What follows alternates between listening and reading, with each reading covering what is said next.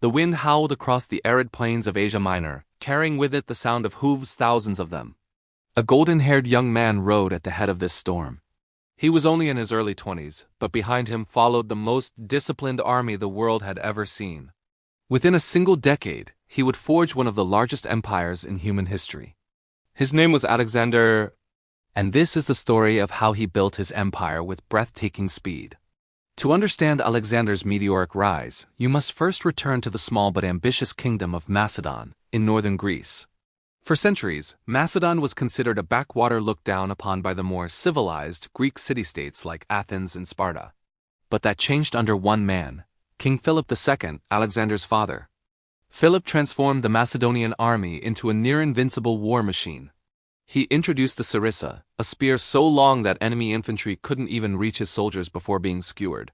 He drilled his men relentlessly, creating a phalanx formation that was both flexible and devastating. Alexander grew up watching this transformation. But he didn't just inherit a powerful army, he inherited ambition. His tutor was none other than Aristotle, who filled his young mind with stories of heroes, philosophy, and the idea that Greeks were destined to rule over barbarians. Alexander wasn't just a prince. He was a prodigy reading Homer as if it were a battle manual, dreaming of emulating Achilles. When Philip was assassinated in 336 BCE, most of Greece thought Macedon would fall apart. Alexander was only 20 years old. Surely, they thought, the empire would crumble under his inexperienced rule. But Alexander acted with shocking decisiveness. Within weeks, he eliminated rivals, crushed rebellions, and secured his throne. The Greek city of Thebes rebelled against him. Alexander responded by obliterating it. The message was clear: challenge him, and you will be erased. With Greece under control, Alexander turned his eyes eastward to Persia, the superpower of the ancient world. The Persian Empire stretched from Egypt to India, a landmass so vast it seemed unconquerable, but Alexander saw opportunity. Persia was powerful, yes, but it was fractured, its satraps divided, its armies bloated and overconfident. And most of all, its king, Darius III, lacked the ferocity of earlier Persian rulers. In 334 BCE, Alexander crossed the Hellespont into Asia with 40,000 men, a tiny force compared to Persia's millions. But he had something Persia didn't: speed, precision, and a genius for strategy. At the Battle of Granicus, Alexander led a daring cavalry charge across a river, smashing the Persian forces before they could even organize. His helmet was knocked off. Swords slashed at his armor. At one point, he was nearly killed by a Persian noble, only to be saved at the last second by one of his companions.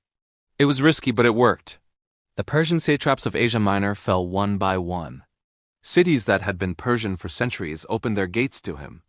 They didn't just surrender, they welcomed him as a liberator. As Alexander marched deeper into Persian territory, his legend grew. At the city of Gordium, he encountered the famous Gordian knot, a complex knot that prophecy said could only be undone by the future ruler of Asia. Instead of painstakingly trying to untangle it, Alexander drew his sword and sliced it in half. It wasn't just a stunt, it was a statement. Where others hesitated, Alexander acted. In 333 BCE, at the Battle of Issus, he faced Darius III himself. The Persian army was enormous, perhaps 5 times larger than Alexander's. But Alexander's tactics were brilliant. He lured the Persians into a narrow plain where their numbers meant nothing, then led a wedge formation straight at Darius. The Persian king fled the battlefield, abandoning his family. In that moment, Alexander didn't just win a battle. He shattered the illusion of Persian invincibility. City after city fell. Tyre, the island fortress once thought impregnable, held out for 7 months. Alexander built a massive causeway across the sea, turning the island into a peninsula just so he could storm it. It was an engineering marvel and a testament to his relentless will. In Egypt, he was greeted as a god. He founded a new city, Alexandria, that would one day become one of the greatest centers of learning in the ancient world. But perhaps the most astonishing part of Alexander's conquest was the speed of it all. In less than 4 years, he had taken Asia Minor, Syria, Egypt, and much of Mesopotamia. His army moved like a blade through silk. Where other generals paused to consolidate, Alexander pushed forward. When his advisors urged caution, he ignored them. "There is nothing impossible to him who will try," he once said. In 331 BCE, at the Battle of Gaugamela, Alexander faced Darius once again. This time, the Persians had prepared meticulously. The battlefield was leveled to accommodate war chariots. Their forces stretched across the horizon. But Alexander had studied every detail. He feinted with his left, then punched through the Persian line with his right, riding directly toward Darius in a thunderous cavalry charge. Darius fled once more. This time his empire fled with him. Babylon, Susa, and Persepolis opened their gates. The Persian Empire, centuries old, collapsed like a house of cards. By the time he was 25, Alexander controlled more land than any conqueror before him. But how did he build this empire so fast? It wasn't just military genius, it was psychological warfare.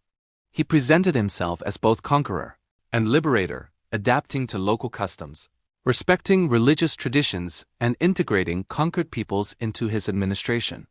He married Persian nobility, encouraged his men to do the same, and styled himself not just as a Greek king but as a world emperor. And then, he didn't stop.